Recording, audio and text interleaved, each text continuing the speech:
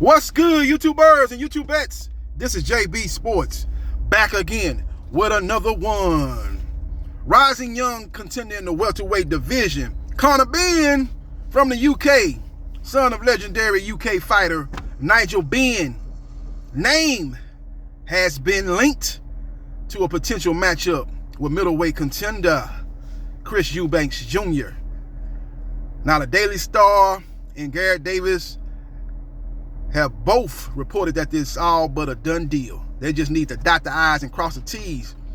But about 3 or 4 days ago, a report came out saying that it was a holdup in finalizing the fight because of the second-day rehydration clause. And I told you in the video that I did talking about this situation that Eddie Hearn threw a monkey wrench in the situation because he really don't want to see Conor Benn take on a full-blown middleweight, because Conor Benn is not a big welterweight. And Conor Benn, for the most part, been fighting blown up junior welterweights at 147. And I'm here to tell you right now that his next fight is going to be against another blown up 140 pounds. Let me set the stage for you. You know Robert Garcia. He is the new trainer of Anthony Joshua, nicknamed AJ. Robert Garcia also trains Jossiesito Lopez. And you can bet your bottom dollar that Robert Garcia did not get the head trainer position for AJ without Eddie Hearn, the P. Diddy of boxing promoters, always in the video, consent. He had to sign off on that.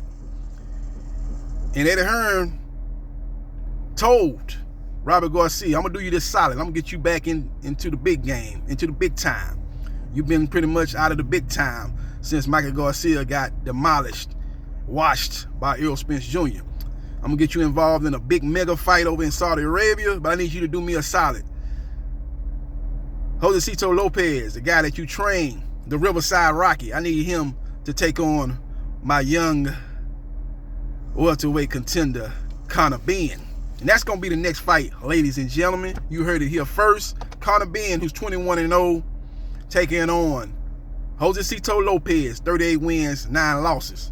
Another blown up junior welterweight. Now, Jossiesito Lopez has been in there with some big names throughout his career. He fought Keith one-time Thurman, gave him a good fight, hurt him late in that fight, lost a majority decision in that fight.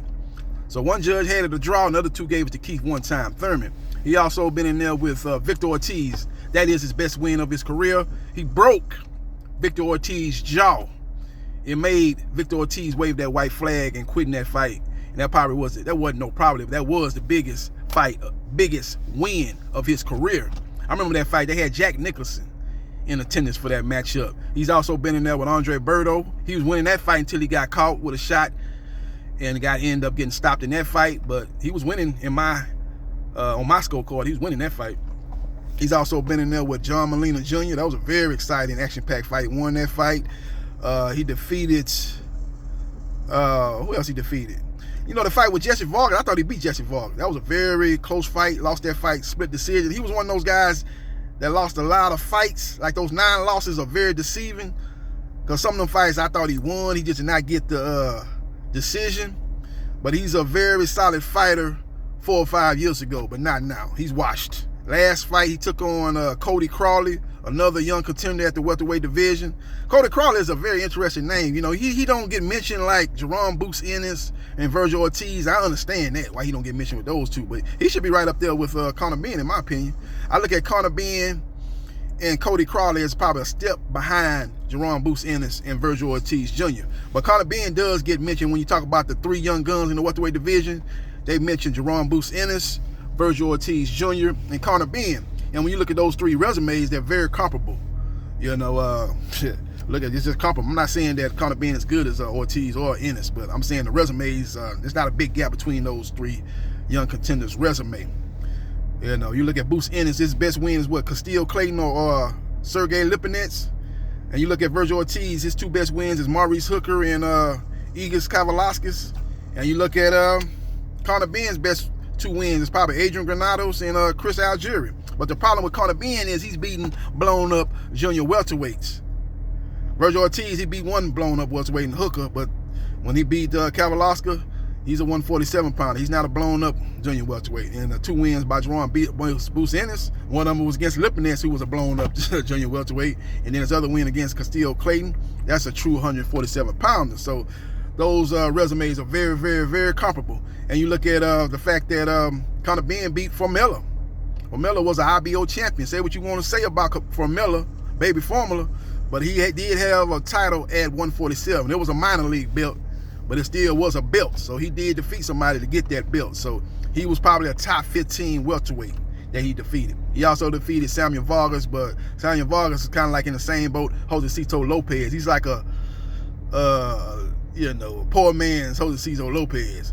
But they're both, it seemed like once they fought, Vargas already fought him, he was past his best. And I think once Conor Benn gets in the ring with Jossiesito Lopez has been past his best days. And I don't think he's the same fighter he was, after the Keith Thurman fight. Keith Thurman fight was the last vintage Jossiesito Lopez performance. After that, man, he's been in there with some guys that's not on the level of Thurman. He's won some fights, but he has not put on that type of performance, in my opinion, that he did in the Keith Thurman fight. So we will see what happens, and we will see what transpires. But that's what my intel is telling me, that Conor Benn will take on Jossiesito Lopez. And again, Robert Garcia, it was the key to all this transpiring. He is the head trainer of Anthony Joshua. Eddie Hearn put him in that position, and in return favor is for his fighter to take on Conor Benn and further enhance the resume of Conor Benn, because there'll be another name. A lot of people ain't gonna remember that. Again, I'm telling you right now that really, man, Jossiesito Lopez, based on his last performance versus Cody Crowley, he's not the same fighter. He's not bringing the same pressure. He's not letting his hands go. His punch resistance is not quite the same as it was 4 or 5 years ago. He's a guy that's a come-forward fighter. I'll take 2 punches to get off my shots. A very ferocious, fights with a lot of intensity. But when you fight that style, man, this is always an expiration date on that style of fighting. And I think his expiration has come up. But again, this would be a chance for him to get one last payday. Eddie Hearn to pay him well to go over there to the O2 Arena. That'll be the likely venue over there in the UK. It'll pay him well to go over there and get beaten soundly by Conor Benn. But that's the name I'm hearing as Conor Benn's next opponent.